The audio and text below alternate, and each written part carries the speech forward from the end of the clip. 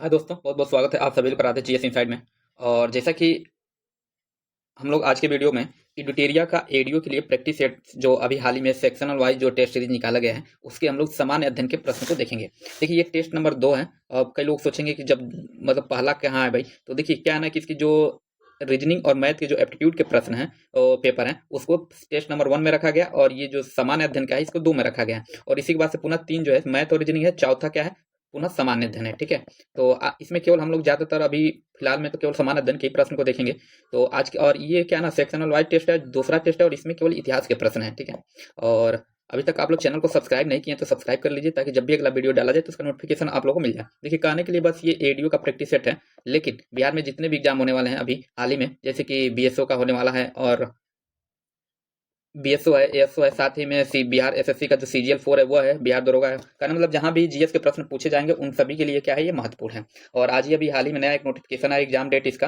तो अब ज्यादा टाइम भी आप सभी लोग मतलब एग्जाम डेट देख ही चुके होंगे कब है। अब तो ज्यादा देर टाइम भी नहीं बचा है, और जो लोग पुनः इसका आवेदन नहीं किए हैं, एक जरूरी सूचना ये भी कि वो लोग 5 तारीख से लेके 12 तारीख अर्थात 12 दिसंबर तक इसको पुनः आवेदन कर सकते हैं, एक बार जो लोग आवेदन नहीं किए हैं। ठीक है, और अपने तैयारी को जांचने के लिए सबसे अच्छा तरीका यही होता है कि सबसे प्रैक्टिस सेट कितना हम लोग मतलब सही हमारा प्रश्न हो रहा है कि नहीं हो रहा है।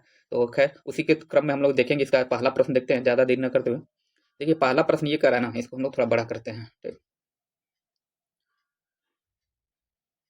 देखिए पहला कह रहा है कि संदेह वासियों के निवास स्थलों में निम्न में से किस स्थान पर बसे लोगों के घरों के दरवाजे और खिड़कियां मुख्य सड़क की ओर खुलते थे। ऑप्शन दे रहा है लोथल, धौलावीरा, रोपड़ या इनमें से सभी। तो देखिए क्या ना, संदेहवासी मतलब जो हड़प्पा कालीन जो सभ्यता थी, उन सब पढ़े होंगे आप लोग कि उनके जो घरों के जो दरवाजे होते थे ना, ये मतलब मेन सड़क पे नहीं खुलते थे, जबकि पीछे की तरफ खुलते थे और पीछे से घूम के लोग आते थे। लेकिन इसमें क्या है, लेकिन एक ऐसा जगह था लोथल, यहाँ के जो दरवाजे थे मेन सड़कों पे खुलती थी, इसलिए ऑप्शन नंबर एक क्या हो जाएगा, सही हो जाएगा। केवल लोथल के जो दरवाजे थे मुख्य सड़क को ओर खुलती थी। ठीक है, और लोथल के एक प्रश्न ये भी पूछता है खोज किसने किया था। तो देखिए 1957 से लेकर अंठावन 1957-58 में रंगनाथ राव थे, रंगनाथ राव, इन्होंने ही लोथल सब मतलब लोथल स्थान को खोज किया था। अगला देखते हैं प्रश्न क्या, 2 कह रहा है ऋग्वैदिक काल में किसे प्रगति और उत्थान की देवी माना जाता था। अरड़ी को, उषा को, लक्ष्मी को, या इनमें से कोई नहीं। तो देखिए उषा जो थी नहीं, ऑप्शन बी में जो है उषा, ये ऋग्वैदिक काल में प्रगति एवं उत्थान की देवी मानी जाती थी, अर्थात ऑप्शन नंबर बी क्या है, सही है। और एक प्रश्न, कई प्रश्न यहाँ से और भी पूछता है कि अन्य अलग अलग देवताओं के नाम पूछ लेता है। तो मतलब एक तरफ से पूछ दिया कि वनस्पति के देवता कौन कौन होते हैं, ये प्रश्न कई बार पूछा जा चुका है। तो वनस्पति के देवता कौन थे, तो वनस्पति के जो देवता थे ना, ये सोम थे। कौन, सोम थे वनस्पति के देवता।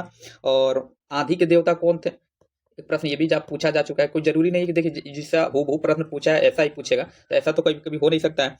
तो इसके अगल बगल के भी और चीजें हम लोग देखते चलेंगे। तो आदि के जो देवता थे, थोड़ा टाइम तो ज्यादा लगेगा, लेकिन इसमें मतलब एक्स्ट्रा कुछ जानकारी और हम आपको जरूर देंगे। देखिए आदि के देवता कौन थे, तो आदि के जो देवता थे ये मरुत थे। ठीक है, आदि के देवता मरुत थे। साथ में जंगल की देवी, देखिए अरण्यनी जो है ये कौन थी, ये जो थी ये आपकी थी जंगल की देवी, जंगल की ये देवी थी। ठीक है, अरण्यनी कौन थी, जंगल की देवी थी। और एक प्रश्न ये भी पूछता है पशुओं के देवता कौन थे। ठीक है, पशुओं के देवता, ये पशुओं के देवता कौन थे, ये पूषण थे। पशुओं के देवता पूषण थे। ठीक है, खैर जो इसका सही आंसर है ऑप्शन नंबर बी है। खैर अगला हम लोग देखते हैं प्रश्न नंबर 3। ये कह रहा है निम्नलिखित महाजनपदों में से, कह रहा है कि निम्नलिखित महाजनपदों में से दक्षिण भारत में अवस्थित एकमात्र महाजनपद कौन है। आप सभी लोग को पता होगा कि उत्तर वैदिक काल में जो जब महाजनपद मतलब हुए, कुल 16 महाजनपद थे। उन 16 महाजनपदों में से एक महाजनपद था, इसमें क्या दे रहा है, सुरसेन, चेदी, पंचाल या असमक। तो ये जो असमक था ना, ये उत्तर भारत में एकमात्र, असमक जो था ये उत्तर भारत का है, दक्षिण भारत में मतलब दक्षिण भारत में एकमात्र महाजनपद था। ठीक है, और इसकी राजधानी कभी कभी पूछा है, इसकी राजधानी पोतन थी, पोतन, और इसको कभी कभी नाम, दूसरा नाम पोटली भी कहा जाता है इसी को। ठीक है, तो इसका सही आंसर होगा ऑप्शन नंबर डी।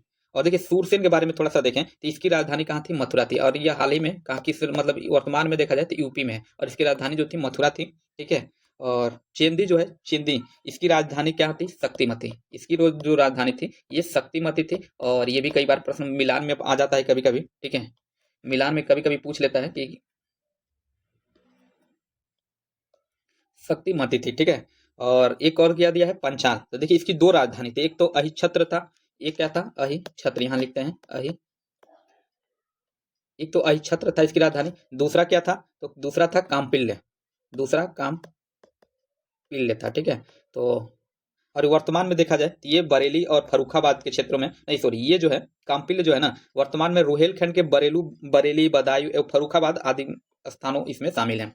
तो ऑप्शन इसका जो प्रश्न था बी सही होगा। अगला प्रश्न देखते हैं, प्रश्न संख्या 4। ये कह रहा है सूची 1 को सूची 2 से सुमेलित कीजिए। थोड़ा सा इसको छोटा करते हैं हम लोग, ठीक है। हाँ, ये कह रहा है कि सूची 1 को सूची 2 में सुमेलित कीजिए तथा नीचे दिए गए कूट का उपयोग करके सही उत्तर का चयन कीजिए। एक तरफ बहुत संगति दिया है, अद्य दिया है। देखिए, यहाँ से बहुत संगतियों से एक प्रश्न जरूर होता है। यहाँ से कई फैक्ट हम लोग देखेंगे कि कौन कौन एग्जाम्स में पूछा जा सकता है, मतलब कहाँ पूछा गया है। तो देखिए, प्रथम बहुत संगति दे रहा है। तो देखिए, इसमें दे रहा है प्रथम बहुत संगति में कौन अध्यक्ष थे। तो आप सभी लोग पता, प्रथम बहुत संगति में महाकश्यप जो थे ये इसके अध्यक्ष थे। अर्थात ए का क्या हो जाएगा, 2 हो जाएगा। यहाँ पे हम लोग छोटा सा लिखते हैं, ए का क्या है, 2, ठीक है। द्वितीय बौद्ध संगति में, द्वितीय बौद्ध संगति जो थे ये सभाकामी थे। द्वितीय बौद्ध संगति में जो अध्यक्ष थे ना ये सागाकामी थे। अच्छा, बी का क्या हो जाएगा, 4 हो जाएगा। अब देखिए, ए का 2 बी का 4, इतना जब मिल गया ना तो आगे हम लोग चेक करने की जरूरत ही नहीं देखी पड़ेगी। देखिए, ऑप्शन नंबर ए में दिया है ए का 2 बी का 4, ठीक है। तो इतना ही सही करके हम लोग, और किसी में ऑप्शन में दिया नहीं है ए का 2 और बी का 4, तो यही आगे देख के हम लोग सही कर देंगे। इसका ऑप्शन नंबर ए इसका क्या है, सही है। लेकिन फिर भी हम लोग तो यहाँ तो देखेंगे तृतीय, मतलब तीसरे में कौन थे। तो तृतीय में कौन थे, तो मोगली पुत्र तिष्ट थे। मोगली पुत्र तिष्ट थे, जो कि सी का क्या हो जाएगा, 1 हो जाएगा, ठीक है। सी का देखिए 1 में दिया इसमें। चतुर्थ कौन थे, चतुर्थ जो बौद्ध संगति हुई थी उसके अध्यक्ष कौन थे, तो वसुमित्र थे। अर्थात डी का क्या हो जाएगा, 3rd हो जाएगा। देखिए, डी का 3rd दिया भी है। थोड़ा सा इसके बारे में अलग से जानकारी हम लोग देखें। ऑप्शन नंबर ए तो इसका सही है ही, इसको चेक कर लीजिएगा। और देखिए, प्रथम बौद्ध संगति था ना ये 483 ईसा पूर्व में हुआ था। 483 ईसा पूर्व में हुआ था। और इसके जो हुआ, कभी कभी पूछ लेता, स्थान भी पूछ लेता है।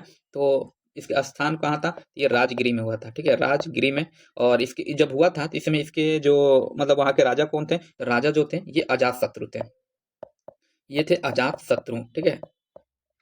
द्वितीय बौद्ध संगति जब हुई थी तो ये कब हुआ था, तो ये 383 ईस्वी पूर्व में हुआ था। 383 ईसा पूर्व में हुआ था, ठीक है। और इस समय राजा कौन थे, तो ये नहीं, मतलब हुआ कहाँ था, तो यहाँ यहीं पर हम लोग लिखते हैं, ये हुआ था वैशाली में, ठीक है। वैशाली में होता। राजा कौन उसमें, वहां के सम्राट कौन थे, ये कालाशोक थे, ये थे कालाशोक, ठीक है। और तृतीय बौद्ध संगति तो ये 250 ईसा पूर्व में हुआ था। 250 ईसा पूर्व में हुआ कहाँ पर था, तो ये हुआ था पाटलिपुत्र में। यहाँ हम लोग लिखते हैं इसको, ये हुआ था आपका पाटलिपुत्र में। उस समय सम्राट कौन थे, तो ये खुद अशोक थे उस समय सम्राट। उसके बाद क्या है, चतुर्थ। तो चतुर्थ कहाँ हुआ था, किस सन में, तो देखिए चतुर्थ जो था ना प्रथम शताब्दी में हुआ था। ईस्वी के प्रथम शताब्दी में हुआ था, प्रथम शताब्दी। उस समय राजा कौन थे, उस समय जो राजा थे ये थे, नहीं मतलब हुआ कहाँ था, ये कुंडल वन एक स्थान है, कुंडल वन, जो कि कश्मीर में है। ये कहाँ पे है, कश्मीर में है भाई, ठीक है। और वहां पे उस समय राजा कौन थे, तो ये कनिष्क थे उस समय। तो इतनी सूचना इससे थी ये, और ये कहीं ना कहीं एग्जाम में कई बार इससे यहाँ से पूछा ही जा चुका है। और ये इतने फैक्ट से कभी ना कभी कुछ ना कुछ पूछा ही है। तो खैर, इसका जो सही आंसर था ऑप्शन ए ही था। अगला हम लोग देखते हैं इसका, प्रश्न संख्या 5। ये कह रहा है कि देखिए, प्रश्न संख्या 5 कह रहा है, निम्नलिखित में से किसमें बौद्ध धर्म के नियमों का वर्णन मिलता है, सूत्र पिटक, विनय पिटक, अभिधम्म पिटक, या इनमें से कोई नहीं। तो देखिए इसका जो सही आंसर हो जाएगा ना, विनय पिटक होगा। देखिए, विनय पिटक में बौद्ध धर्म के नियमों का वर्णन किया गया है। और इनमें क्या ना, बौद्ध भिक्षुओं के कई नियम, जैसे कि अनुशासन के नियम, आचरण और व्यवहार के नियम, कपड़े पहनने का नियम, सामुदायिक बैठकों में संबंधित नियम, मतलब कई नियम इसमें क्या है बताए गए हैं, ठीक है। और यहीं पर सुत्त पिटक देखा जाए ना, तो सिद्ध पिटक में धार्मिक विचारों वचनों का संग्रह है। धार्मिक विचारों का संग्रह है, किसका, धार्मिक विचारों का ये इसमें क्या है, संग्रह है।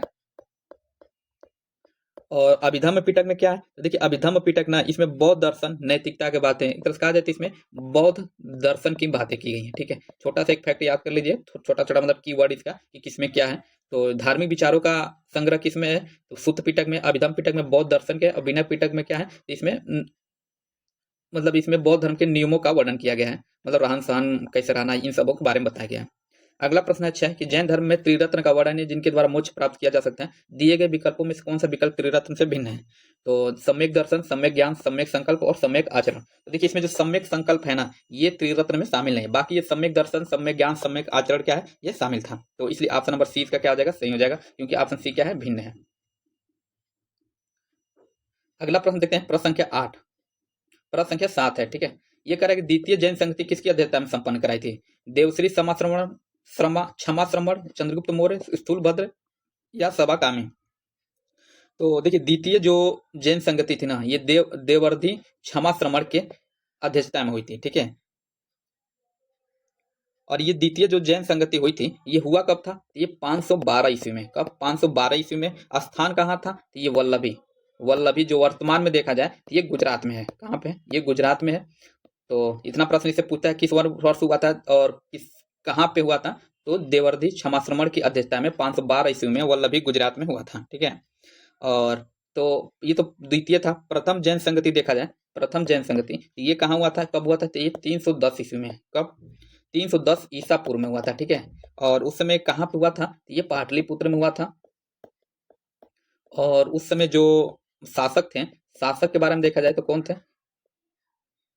शासक देखा जाए तो उस समय चंद्रगुप्त मौर्य थे। कौन? चंद्रगुप्त मौर्य। चंद्रगुप्त मौर्य के समय में ये हुआ था। और उस समय के अध्यक्ष कौन थे? पहले उस समय के जो अध्यक्ष थे स्थूल भद्र थे। कौन? स्थूल भद्र ही थे, ठीक है। इतनी जानकारी इससे थी। खैर अगला प्रश्न देखते हैं हम लोग, प्रश्न संख्या 8। ये कह रहा है निम्नलिखित में से कौन सा सही सुमेलित नहीं है। पूछा है कौन सही सुमेलित नहीं है। फायान दे रहा है। देखिए फायान चंद्रगुप्त द्वितीय के समय में आया था, बिल्कुल सही है। मेगास्थनी चंद्रगुप्त मौर्य के समय में आया था, ये भी बिल्कुल सही है। अलबरूनी मोहम्मद बिन कासिम। देखिए अलबरूनी जो था ना, ये मोहम्मद गजनवी का समकालीन था, न कि मोहम्मद बिन कासिम का, ठीक है। तो इसलिए ऑप्शन नंबर सी क्या हो जाएगा? सही हो जाएगा। और ये मोहम्मद गजनवी के समय में आया था, मोहम्मद गजनवी इसके साथ समय में आया था, ठीक है। तो ऑप्शन सी क्या है? सुमेलित नहीं है। वेनसांग कब आया था? तो हर्षवर्धन के समय में आया था। ये बिल्कुल क्या है? सही है। अगला प्रश्न संख्या 9 देखते हैं, जल्दी दिया है इसको।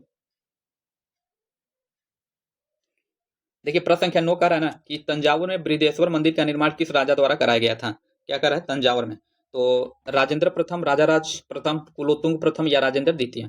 तो देखिए चोल सम्राट जो थे राजराज प्रथम, कौन थे? राजराज प्रथम।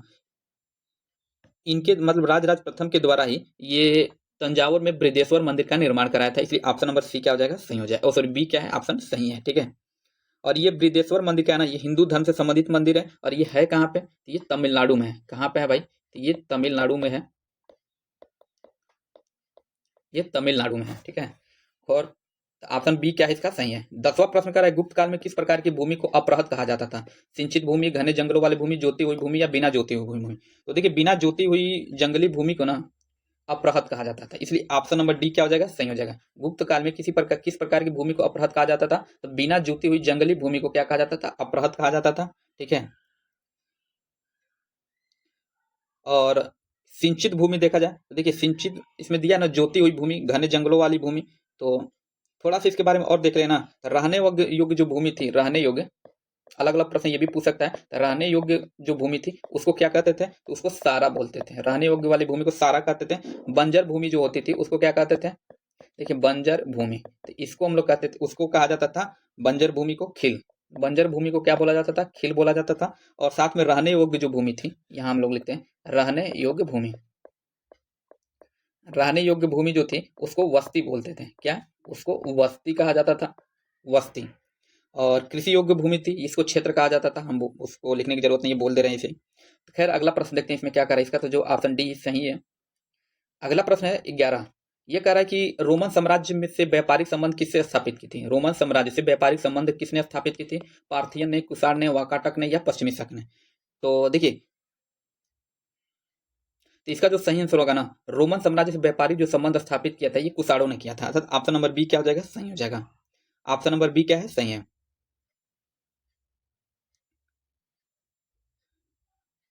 अगला प्रश्न है कि चीनी स्रोत के अनुसार श्रीलंका के शासक मेघवर्मन ने गया में बौद्ध मंदिर बनाने की अनुमति के लिए निम्नलिखित में से किस गुप्त राजा के पास एक मिशनरी भेजा था। समुद्रगुप्त के पास, चंद्रगुप्त प्रथम के पास, चंद्रगुप्त द्वितीय या कुमारगुप्त द्वितीय।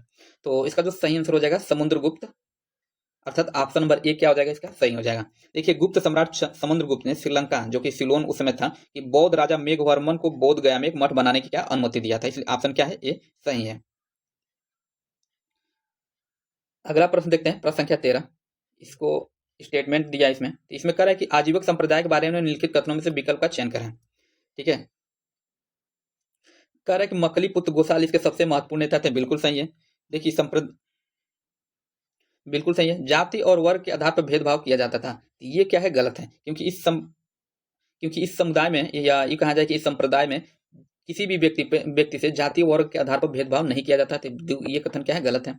उसके बाद सी कह रहा है दर्शन का केंद्रीय विचार नियति या भाग्य था। ये क्या है, बिल्कुल सही है। दर्शन का ये क्या है, बिल्कुल सही है। ठीक है, कह रहा है दर्शन का केंद्रीय विचार नियति या भाग्य था। तो देखिए ये पहला दूसरी सी भी क्या है, दर्शन का केंद्रीय विचार क्या था, नियति या भाग्य था। ये भी क्या है, सही है, क्योंकि ये मानते थे कि जो होने वाला होगा जरूर होगा, उससे मतलब टाला नहीं जा सकता है। डी कर आजीविकों की बैठक के लिए नीति नियमित सभाएं होती थी। ये भी क्या है, कथन क्या है, सही है। अर्थात ए सी और डी सही है, बी गलत था। ए सी डी देखिए ऑप्शन नंबर सी में, इसलिए ऑप्शन नंबर सी क्या हो जाएगा, सही हो जाएगा। और देखिए ये क्या ना, ये पूर्ण रूप से नास्तिक धर्म था। क्या था, नास्तिक धर्म था, अर्थात ये वेदों की सत्ता को नहीं मानता था। ठीक है, तो खैर अगला प्रश्न देखते हैं, प्रश्न संख्या 14। ये भी स्टेटमेंट दिया है, मिलान करने वाला है, इसको छोटा करते हैं हम लोग। ये कह रहा है सूची 1 को सूची 2 से सुमिलित कीजिए तथा नीचे दिए कूट का उपयोग करके सही उत्तर का चयन करें। एक तरफ दिया है चरक, तो चरक किससे संबंधित है भाई, प्रश्न संख्या कौन सा है, ये 14 है ना। तो चरक जो थे ये चिकित्सा से संबंधित है। किसे, चिकित्सा से, अर्थात ए का क्या हो जाएगा, 2 हो जाएगा। ठीक है, ए का क्या होगा, 2। देखिए अब ए का 2 किस ऑप्शन में है, तो देखिए ऐसे प्रश्नों का ना लगता है थोड़ा कठिन है, लेकिन एक मिल गया ना, तो कभी कभी होता है एक ही मिल जाने से सारे प्रश्न मिल हल हो जाते हैं। तो चरक किससे आप कंफर्म पता है, चिकित्सा से संबंधित है। ए का 2 होगा। अब देखिए ऑप्शन नंबर ए का 2 केवल ऑप्शन क्या है, डी में है। ऑप्शन नंबर डी में केवल है, सी में भी नहीं है, बी में भी नहीं है, ए में भी नहीं है। तो हम ऑप्शन नंबर डी लगाएंगे सही और आगे बढ़ जाएंगे, और हमें किसी प्रश्न की देखने की जरूरत ही नहीं पड़ेगी। लेकिन फिर भी यहाँ तो हम लोग देख ही लेते हैं। ब्रह्मगुप्त किससे संबंधित है, ये गणित से संबंधित है। ब्रह्मगुप्त गणित से संबंधित है। वराहमिहिर किससे संबंधित है, ये थे आपके वराहमिहिर ज्योतिष से संबंधित है। और विशाखा दत्त किससे संबंधित है, नाटककार से संबंधित है। देखिए 2 का 1, सॉरी ए का 2, बी का 1, सी का 4 और डी का क्या है, डी का 3 नाटककार, अर्थात ऑप्शन नंबर डी क्या है, सही है। अगला प्रश्न देखते हैं, प्रश्न संख्या 15। ये कह रहा है कि अशोक के निम्न शिलालेखों में किसमें धम्म घोष या भेरी घोष, क्या है, धम्म घोष या भेरी घोष के स्थान पर प्रतिस्थापन की चर्चा की गई। तीसरा शिलालेख, चौथा शिलालेख, 7वां शिलालेख या 8वां शिलालेख। तो देखिए अशोक का जो पहला मतलब अशोक जो था ना, ये पहला भारतीय शासक थे जो अभिलेखों द्वारा अपनी प्रजा को सीधे संबोधित करते थे। और इनके जो इतिहास की जो जानकारी मिलती है हमें अभिलेखों से मिलती है। तो इसमें जो प्रश्न पूछा है, प्रश्न क्या कि धम्म घोष का भेरी घोष के स्थान पर प्रतिस्थापन किसके माध्यम से हुआ, तो ये ऑप्शन नंबर बी हो जाएगा, चौथा शिलालेख के माध्यम से। ठीक है, और देखिए इसमें उसके कुल जो 15 शिलालेख हैं, सॉरी 14 शिलालेख, इन सभी से कहीं न कहीं प्रश्न पूछा जा चुका है। तो एक बार आप लोग उसके सभी शिलालेखों को देख लीजिएगा, मतलब किसमें कौन सी बातें कही गई हैं। ठीक है, तो इसका जो सही आंसर होगा चौथा शिलालेख में ये कही गई है। अगला प्रश्न है प्रश्न संख्या 16। ये कह रहा है कि दिए गए विकल्पों में से अशोक के प्रमुख अधिकारियों में से गुप्तचर विभाग का प्रधान अधिकारी को क्या कहा जाता था। तो अशोक के समय जो गुप्तचर होता था उसको क्या कहते थे, तो इसमें क्या कह दे रहा है, सन्निधाता, व्यवहारिका, रज्जुक या महामात्य प्रसव। तो इसका जो सही आंसर हो जाएगा ऑप्शन नंबर डी। देखिए अशोक के प्रमुख अधिकारियों में से गुप्तचर विभाग का जो प्रधान होता था ना, ये महामात्य प्रसव होता था। ऑप्शन नंबर डी क्या है, सही है। और कभी कभी थोड़ा सा और भी इसके जो अधिकारी होते थे उनके बारे में कई बार पूछा जा चुका है। तो देखिए समाहर्ता, ऊपर हम लोग लिखते हैं समाहर्ता क्या होता था, समाहर्ता यहाँ लिखते हैं। ठीक है, ये होता था समाहर्ता। ये क्या होता था आपका, ये होता था कर निर्धारण का सर्वोच्च अधिकारी। कर निर्धारण का,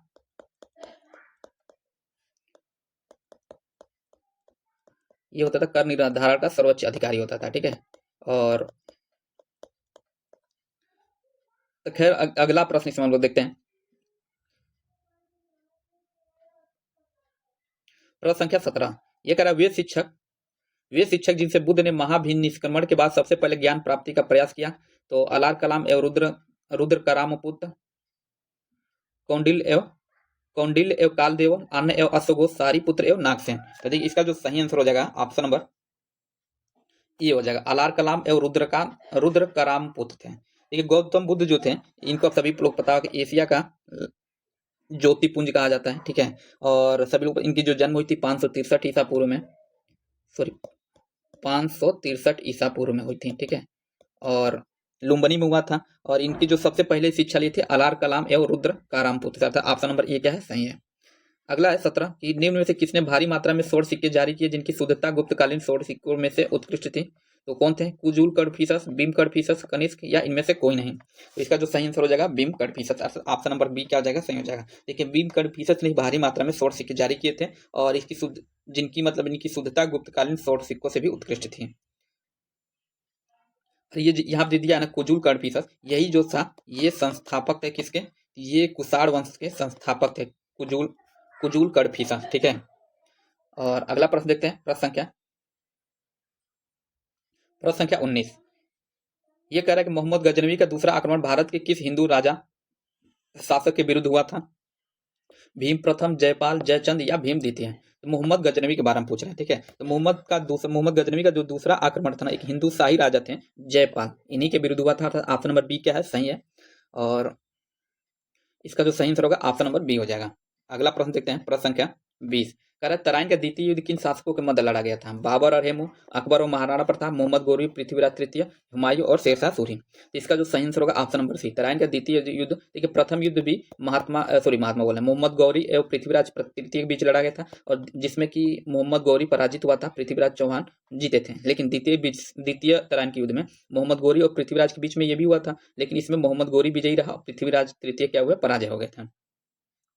प्रथम जो युद्ध हुआ था तराइन का युद्ध 1191 ईस्वी में हुआ था। द्वितीय कब हुआ था? 1192 ईस्वी में हुआ था। ठीक है, और एक यही प्रश्न पूछता है, देखिए हाँ इतना ही है, बाबर और हेमू के बीच में हुआ था ना, ये पानीपत का द्वितीय युद्ध हुआ था, पानीपत का द्वितीय हुआ था। अकबर और महाराणा प्रताप के बीच हल्दी घाटी का युद्ध हुआ था, और हुमायूं और शेरशाह के बीच आप सभी लोग जानते हैं बिलग्राम का युद्ध, और मतलब बिलग्राम का युद्ध हुआ था। तो इसका जो सही आंसर होगा ऑप्शन नंबर सी क्या है, सही है। अगला है प्रश्न संख्या 21। यह कह रहा है दिल्ली सल्तनत के दौरान मुकद्दम पद का इस्तेमाल किन के लिए किया जाता था? गांव के लेखाकार, गांव का सरपंच, राजस्व अधिकारी या प्रांत का मुखिया? तो देखिए दिल्ली सल्तनत के दौरान मुकद्दम का जो पद होता था ना, ये गांव का सरपंच होता था, अर्थात ऑप्शन नंबर बी क्या है, सही है। ऑप्शन नंबर बी क्या है, सही है। अगला प्रश्न देखते हैं, प्रश्न संख्या 22। ये भी मिलान करने वाला है।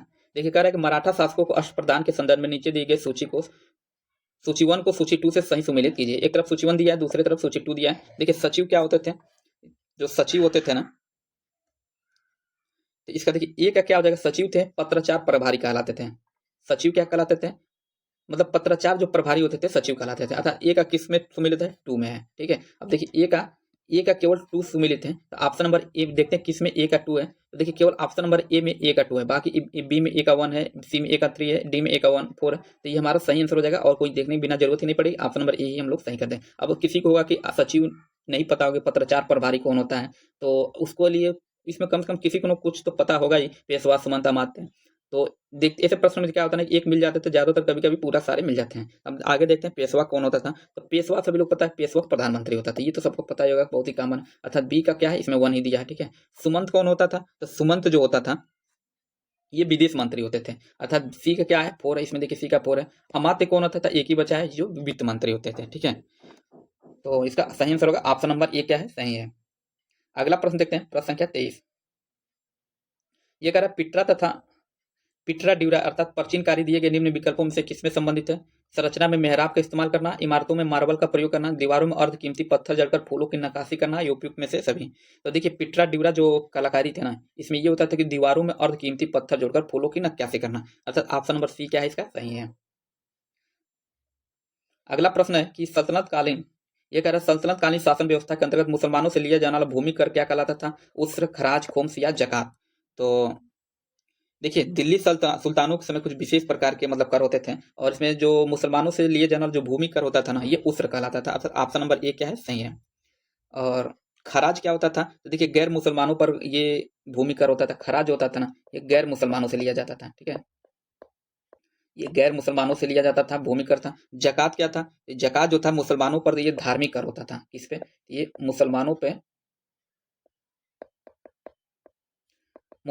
ये धार्मिक कर होता था।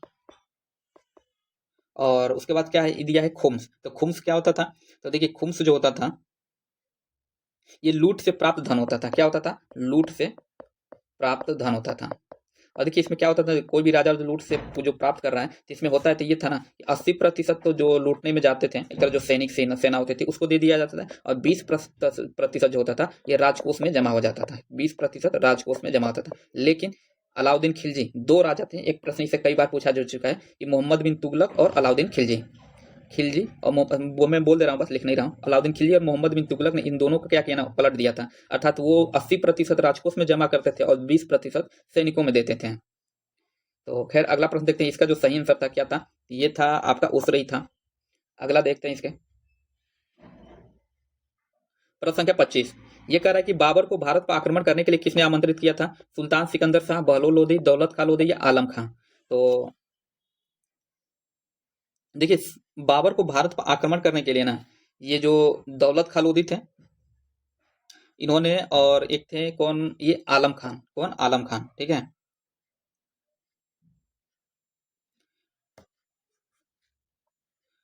तो दौलत खां, देखिए क्या ना, ये प्रमुख अफगान सरदार दौलत खां लोधी जो कि पंजाब का सूबेदार थे, और इब्राहिम लोधी, कौन है, इब्राहिम लोधी का, जो इब्राहिम लोधी का चाचा जो थे आलम खान, इन्होंने मतलब इब्राहिम की सत्ता को समाप्त करने के उद्देश्य से काबुल के शासक जो बाबर को मतलब भारत पर आक्रमण करने के लिए आमंत्रित किया था। अर्थात 3 और 4, 3 और 4 किस ऑप्शन में है, तो केवल सी में है, तो 3 और 4 क्या हो जाएगा, सही हो जाएगा।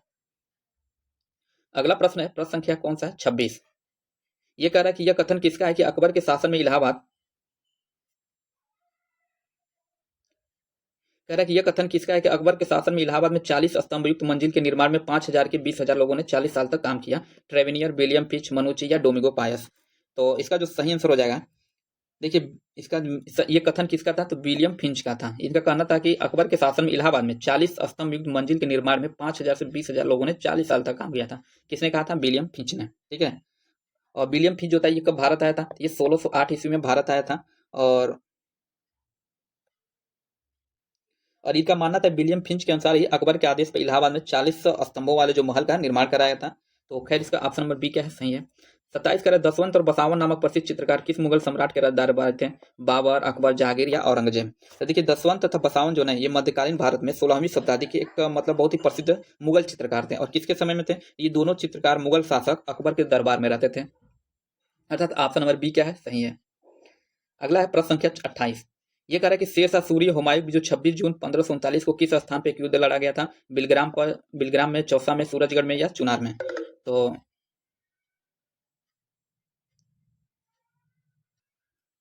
देखिए जो इसका सही आंसर होगा चौसा हो जाएगा, क्या होगा, चौसा। देखिए 26 जून 1539 को जो युद्ध लड़ा गया था मुगल सम्राट हुमायूं तथा शेर शाह के बीच में, ये चौसा का युद्ध इसको कहा जाता है। और मतलब इस युद्ध में ना शेर शाह क्या हुआ, विजयी रहा, शेर शाह इसमें विजयी रहा। और वर्तमान में जो चौसा है ना, ये बिहार के किस जिले में है, तो बिहार के ये बक्सर जिले में, कहाँ पे है, बिहार के ये बक्सर जिले में ये चौसा स्थान पड़ता है, ठीक है। अगला प्रश्न है 29। निम्न मुस्लिम सिलसिलों में से उस सिलसिले की पहचान करें जो बिहार में लोकप्रिय रहा, नक्शबंदी सिलसिला, चिश्ती सिलसिला, फिरदौसी सिलसिला या कादरिया सिलसिला। तो इसका जो सही आंसर हो जाएगा फिरदौसी सिलसिला। और देखिए फिरदौसी सिलसिला जो था ना, ये सुहरावर्दी का ही एक पार्ट था। क्या था, सुहरावर्दी, सुहरावर्दी सिलसिले की एक शाखा थी। और यही क्या हुआ था, बिहार में लोकप्रिय हुआ था। और सूफी मत में जो गुरु होते थे ना, उनको पीर कहते थे। सूफी मत में जो गुरु को क्या कहते थे, पीर कहते थे। और शिष्य को क्या कहते थे, तो शिष्य होते थे, ये आपके जो शिष्य होते थे ये मुरीद कहलाते थे। शिष्य जो होते थे ये मुरीद कहलाते थे, गुरु पीर कहलाते थे, शिष्य मुरीद कहलाते थे। खैर इसमें जो सही पूछा है ऑप्शन नंबर सी का क्या है, सही है। अगला है प्रश्न संख्या 30। प्रश्न संख्या 30 कह रहा है कि निम्नलिखित में से कौन सा सही सुमेलित नहीं है, पूछा है। बारबोसा, बारबोसा किसके समय में आया था, तो कृष्ण देव राय के समय में आया था। नूनीज, तो कृष्ण देव राय। देखिए बारबोसा आया कब था, तो देखिए 1500, ये आया था आपका 1515 ईस्वी में, 1515। और इस समय पुर्तगाल, मतलब ये किस देश का था, तो ये था पुर्तगाल का, ये था आपका पुर्तगाल का शासक था, ठीक है। सॉरी शासक नहीं, वहां का निवासी था। और किसके समय में, कृष्णदेवराय के समय में आया था। नूनीज था, तो देखिए ये भी नूनीज तो कहाँ था, नूनीज ये भी पुर्तगाल का ही था। नूनीज जो था ये भी पुर्तगाल का ही था। दे रहा है कि ये किसके शासन काल में दिया है, तो ये जो दिया है कृष्णदेवराय, तो ये क्या है, गलत है। ये नूनीज जो था ना, ये आया था कब, ये आया था 1535 ईस्वी में, 1535 ईस्वी में। और उस समय जो शासक थे उस ये थे अच्युत देवराय। कौन थे, अच्युत, ये थे आपके अच्युत देवराय, अच्युत देव राय थे। इनके शासनकाल में ही आया था। अर्थात बी क्या हमारा गलत है, अर्थात बी क्या हो जाएगा, सही हो जाएगा। क्योंकि पूछा कौन सुमेलित नहीं है। फिर पूछा निकोलो कांटी, तो ये देवराय द्वितीय के समय में आया था। और ये निकोलो कांटी जो है ना, ये कहाँ का था, निकोलो कांटी इटली का था। कहाँ का, इटली का था। किस सन में आया था, तो ये 1420 ईस्वी में आया था। 1420 में अब्दुल रज्जाक दे रहा है, तो देवराय द्वितीय के शासनकाल में आया था। और ये कब आया था, तो ये भी आया था 1442 ईस्वी में। और ये था कहाँ का, तो ये था आपका फारस का था, ठीक है, ये फारस का था। तो ऑप्शन नंबर बी के हमारा सही सम्मिलित नहीं, इसलिए बी क्या हो जाएगा, सही हो जाएगा। अगला क्या है, निम्नलिखित में से किस सिख धर्म गुरु ने गुरुमुखी लिपि का आविष्कार किया था? गुरु नानक, गुरु अर्जुन देव, गुरु गोविंद सिंह या इनमें से कोई नहीं। तो देखिए गुरुमुखी लिपि का जो आविष्कार था ना, सिख धर्म के दूसरे धर्म गुरु जो थे अंगद जी के द्वारा किया गया था। किसके द्वारा? अंगद जी के द्वारा। इसलिए ऑप्शन नंबर डी इसका क्या हो जाएगा, सही हो जाएगा। इसमें अर्थात कोई सही नहीं है। और ये देखिए गुरु नानक जो थे ये सिख धर्म के क्या थे, संस्थापक थे।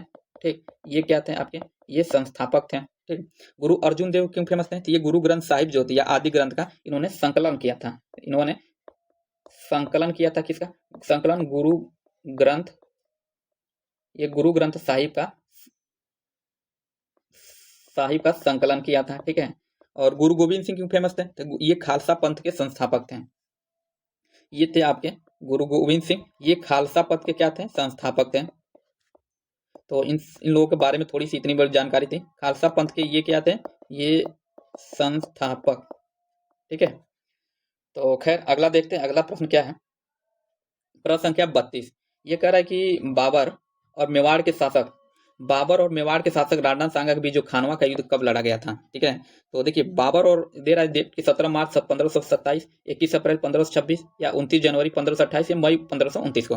तो देखिए बाबर और जो खानवा वो मेवाड़ के शासक राणा सांगा के बीच जो खानवा का युद्ध लड़ा गया था ना, ये 17 मार्च 1527 को लड़ा गया था। अर्थात ऑप्शन नंबर ए क्या है इसका, सही है। और इस और इसमें और देखिए इसी युद्ध में ना क्या ना कि जो बाबर था ये गाजी की उपाधि धारण की थी। कौन? बाबर क्या था, तो गाजी की उपाधि इसी में लिया था। ठीक है।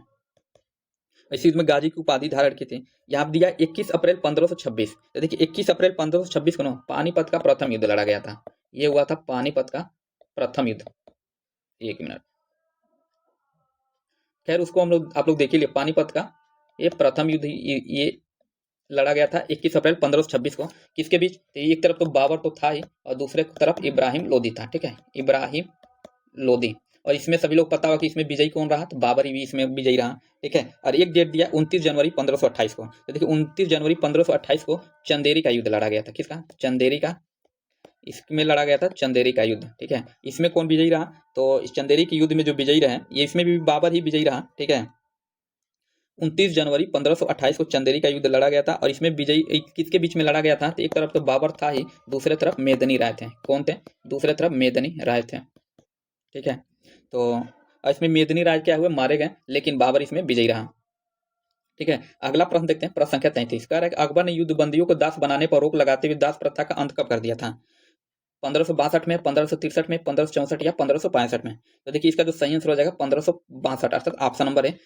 दास प्रथा पर को रोक लगाया था अकबर ने? तो 1562 ईस्वी में। और यहाँ से कई प्रश्न पूछते हैं, कभी क्रोनोलॉजी से मिलान करने वाला पूछ देता है, या अन्य भी जो इसने मतलब कुछ काम किए थे पूछ लेता है कि ये काम किस वर्ष किए थे, मतलब वो काम किस वर्ष किए थे। तो हम लोग थोड़ा सा देखते हैं। देखिए 1563 में एक काम और किया था इसने। इसने तीर्थ यात्रा पर जो कर लगता था ना, तीर्थ यात्रा पर जो कर लगता था, इसको क्या कर दिया था इसने 1563 ईस्वी में? तीर्थ यात्रा पर कर को समाप्त कर दिया था। ठीक है, 1563 ईस्वी में। 1564 में क्या किया था? तो इसने 1564 में इसने जजिया कर को क्या किया था? समाप्त कर दिया था।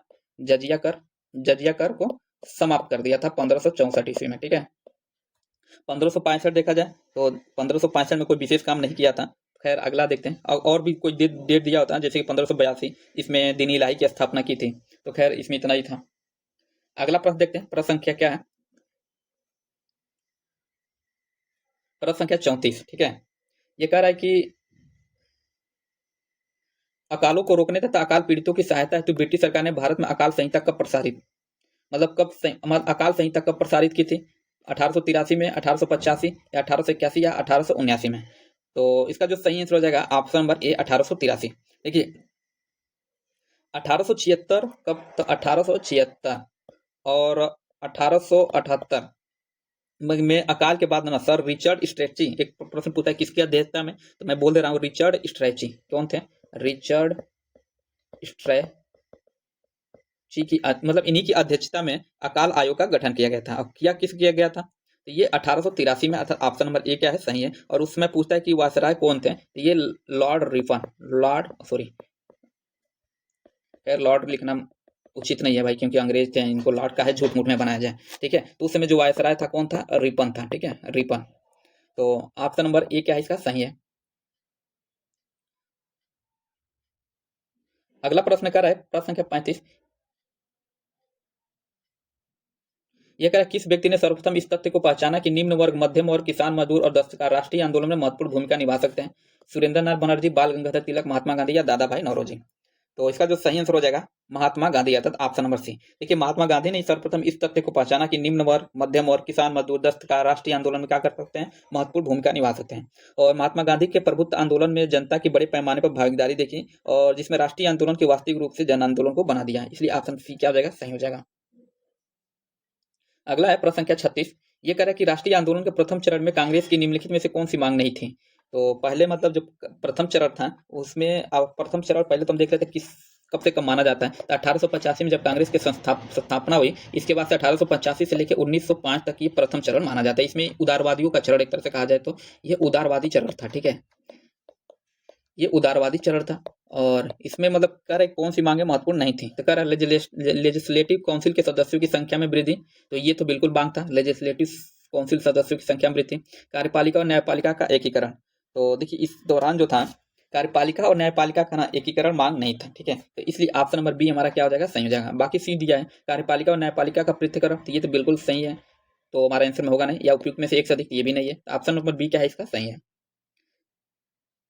अगला प्रश्न क्या है, प्रश्न संख्या 37 कि भारत में हिंदू कोड बिल का विरोध किसने किया था? डॉक्टर राजेंद्र प्रसाद, महात्मा गांधी, सर्वपल्ली राधाकृष्ण या जवाहरलाल नेहरू? तो देखिए इसका जो सही आंसर हो जाएगा ऑप्शन नंबर है, भारत में हिंदू कोड बिल का जो विरोध किया था डॉक्टर राधाकृष्ण मतलब राजेंद्र प्रसाद ने किया ही था। और ये भारत के सभी लोग देखिए विरोध का इसका कारण था ना कि डॉक्टर राजेंद्र प्रसाद एक पारंपरिक हिंदू थे और उनका तर्क था कि सरकार को हिंदुओं के व्यक्तिगत कानूनों और धार्मिक मामलों में हस्तक्षेप नहीं करना चाहिए, ठीक है। और जैसे कि अन्य मतलब कुछ अन्य विरोधी भी थे, जैसे कांग्रेस के भीतर जो अन्य नेता जैसे कि सरदार पटेल, हिंदू महासभा जैसे बाहरी संगठन भी बिल के क्या थे, कट्टर विरोधी थे। लेकिन उसमें उस समय जो प्रधानमंत्री जो थे जवाहरलाल नेहरू, डॉक्टर भीमराव अम्बेडकर इस बिल के क्या थे, समर्थक में थे, ठीक है। और इसी के कारण क्या अम्बेडकर ने मतलब 1951 में अपने मंत्री पद से क्या कर दिया था, इस्तीफा दे दिया था। तो खैर इसका जो सही आंसर होगा ऑप्शन नंबर ए, इसका क्या हो जाएगा, सही हो जाएगा।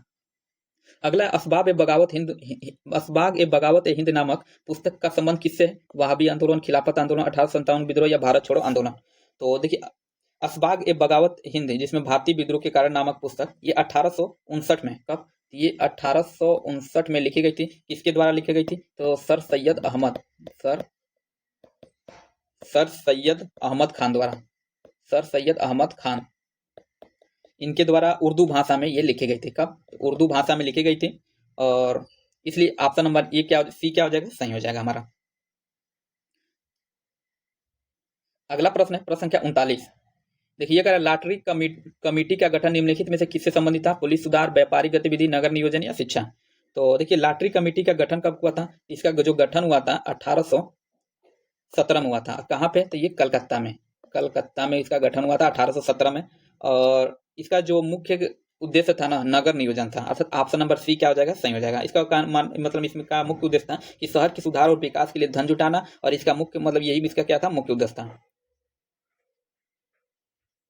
अगला है प्रश्न संख्या 40। ये कह रहा है कि ए हिस्ट्री ऑफ ब्रिटिश इंडिया नामक पुस्तक निम्नलिखित में से किसने लिखी थी? वारेन हेस्टिंग्स, जेम्स मिल, लॉर्ड मैकाले या जेम्स ड्रेनेगन? तो देखिए जेम्स मिल जो थे, जेम्स मिल, अर्थात ऑप्शन नंबर बी क्या है, सही है। इन्होंने ये हिस्ट्री ऑफ ब्रिटिश इंडिया नामक पुस्तक लिखी थी, अर्थात ऑप्शन नंबर बी क्या है, सही है। किस वर्ष में लिखा था? ये 1817 में लिखा था। कब? 1817 में इन्होंने पुस्तक लिखी थी। अगला प्रश्न संख्या 41। ये कह रहा है कि सिराजुद्दौला और ईस्ट इंडिया के मध्य हुए युद्ध के कारणों के संदर्भ में निम्नलिखित तथ्यों पर विचार कीजिए। तो पहला कह रहा है कि नवाब ने कंपनी को सिक्के ढालने का अधिकार नहीं दिया और कंपनी को किलेबंदी पर रोक दिया, तो बिल्कुल कथन क्या है, सही है। दूसरा कह रहा है नवाब ने कंपनी से व्यापार के अधिकार के बदले नजरानी की मांग की, नवाब ने कंपनी से व्यापार के अधिकार के बदले नजरानी की मांग की, तो दोनों बिल्कुल कथन क्या है, सही है। तो दोनों जब सही है तो ऑप्शन नंबर सी क्या है इसका, सही हो जाएगा, था 1 और 2 दोनों सही है।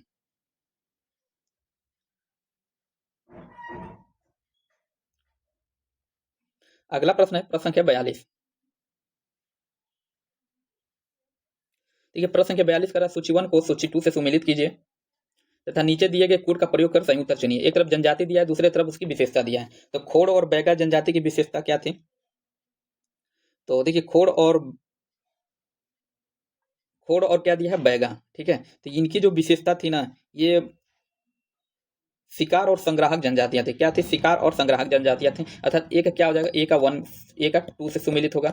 उसके बाद भील और नागा। तो देखिए भील और नागा जो थी ना, गुजरात या अन्य कई क्षेत्रों में थी। नागा कहाँ थी? ये नागा जो थी ये आपके नागालैंड में थे, नागालैंड, ठीक है। और इनकी जो मुख्य विशेषता थी ये था कि ये घुमंतु कृषि करते थे। क्या करते थे? घुमंतु कृषि, यूं कहा जाए तो झूम कृषि भी कहते थे। तो बी का क्या हो जाएगा? बी का हो जाएगा थर्ड, अर्थात बी का झूम कृषि, इसी को घुमंतु कृषि भी कहते हैं। गोंड और संथाल क्या आते हैं? तो गोंड और मध्य भारत में और संथाल झारखंड, मतलब जैसी कई जनजातियां एक जगह ठहरकर खेती करती थी।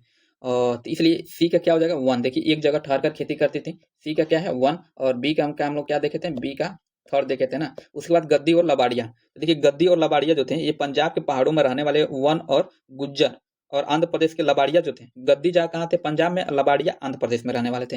और ये पशुपालक थे, इसलिए डी क्या हो जाएगा? वन। डी का क्या है? वन है, ठीक है। अब देखते हैं किस ऑप्शन में है। देखिए सी में क्या दिया है? ए का टू, बी का थर्ड, सी का वन और डी का क्या है? फोर। इसलिए ऑप्शन नंबर सी क्या हो जाएगा? सही हो जाएगा। अगला प्रश्न है 19वीं। ये कह रहा है कि 19वीं और 20वीं शताब्दियों के दौरान देश के विभिन्न भागों में जनजातीय समूह ने अपने व्यवहार पर लगी रोक, नए करों और व्यापारियों और महाजनों द्वारा किए जा रहे शोषण के बदले कानूनों के खिलाफ कई बार विद्रोह किए। इन विद्रोह का सही घटनाक्रम क्या है? कहने मतलब ऊपर जो दिया उससे कोई मतलब नहीं है, जो आंदोलन है इसका घटनाक्रम पूछा है, ठीक है। तो देखिए सबसे पहले हम लोग देखते हैं बस्तर का विद्रोह कब हुआ था।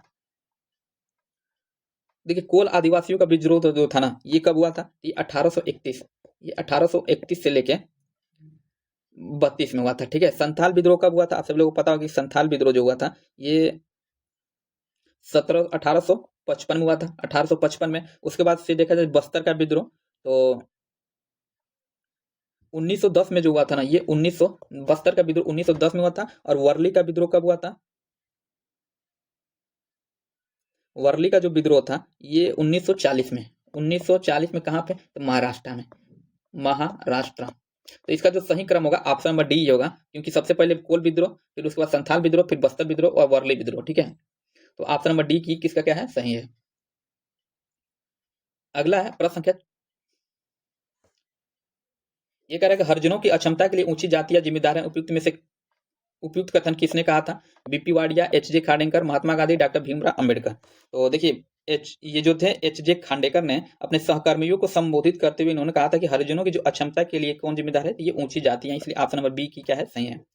और एच जे खांडेकर कौन थे? ये संविधान सभा के सदस्य भी थे, ठीक है, संविधान सभा के ये सदस्य भी थे, ये संविधान सभा के सदस्य थे। और अगला प्रश्न है, कलकत्ता में हिंदू कॉलेज की स्थापना में महत्वपूर्ण योगदान किसका था? Dayanand Saraswati, BVN Derozio, William Bentinck या डेविड हेयर। तो इसका जो सही कथन हो जाएगा डेविड हेयर का, अर्थात ऑप्शन नंबर डी क्या हो जाएगा? सही हो जाएगा। देखिए राजा राम मोहन राय के जो सहयोगी थे ये डेविड डेयर ने, कौन? डेविड डेयर, इन्होंने इस मतलब कॉलेज, मतलब हिंदू कॉलेज की स्थापना में महत्वपूर्ण योगदान दिया था। और इस कॉलेज के, कलकत्ता में जो हिंदू कॉलेज की स्थापना हुई थी कब हुआ था? 1817 ईस्वी में। कब? 1817 ईस्वी में हुआ था। तो इसका जो सही आंसर ऑप्शन नंबर डी क्या है? सही है। अगला है रॉयल इंडिया नेवी विद्रोह किस वर्ष हुआ था? तो जनवरी 1948, अगस्त 1943, फरवरी 1946 या अक्टूबर 1946। इसका जो सही आंसर हो जाएगा सी हो जाएगा, फरवरी 1946, अर्थात ऑप्शन नंबर सी क्या है? सही है, फरवरी 1946 में रॉयल इंडिया नेवी का विद्रोह हुआ था। और इसमें क्या बना? मजदूरों अन्य मतलब मजदूरों के साथ अन्य जो लोग थे, मतलब मजदूर और अन्य लोग थे, रॉयल इंडिया नेवी के जो सदस्य थे, मतलब जो आर्मी सेना के थे, इन्होंने इसका साथ दिया था। और ब्रिटिश फौज तथा पुलिस नाविकों तथा उनके समर्थकों को भी ये संघर्ष हुआ था। और लगभग इसमें 300 करीब लोग मारे गए थे। कितने? तो 300 करीब इसमें लोग मारे गए थे। अगला प्रश्न है 47। ये कह रहा है कि इसको हम लोग थोड़ा बड़ा करते, छोटा, हाँ ठीक है। ये कह रहा है कि कथन एक कारण पर विचार करें तथा दिए गए कूट के सहीता से सही उत्तर का चयन करें। कह रहा है एक बंगाल ब्रिटिश इंडिया सोसाइटी की स्थापना 1847 में जॉर्ज थॉमसन के प्रयासों से किया गया था। तो देखिए पहला कथन क्या है? सही है।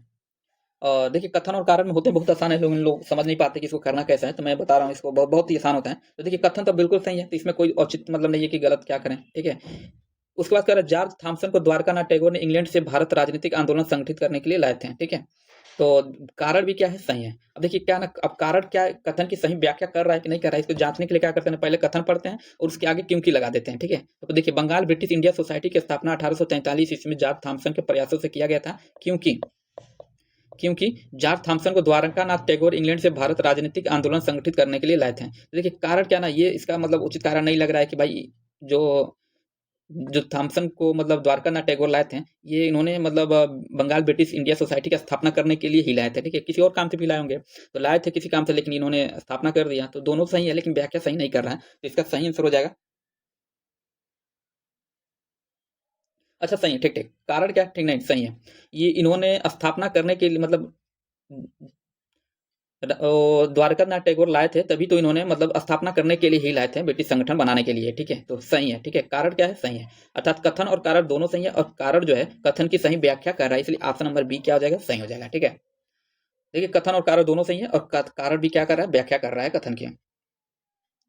अगला प्रश्न देखते हैं, प्रश्न संख्या 48। ये कह रहा है निम्नलिखित को उनके गठन के कालानुक्रम में व्यवस्थित कीजिए। Indian League, Bombay Association, Madras Mahajan, Indian Association. तो देखिए इसमें जो दिया है ना बॉम्बे एसोसिएशन, तो इसकी स्थापना कब की गई थी, तो 1852 में। 1852 में किसके अध्यक्षता में, तो दादा भाई नौरोजी, दादा भाई नौरोजी की अध्यक्षता में। ठीक है, उसके बाद क्या है, इंडियन लीग।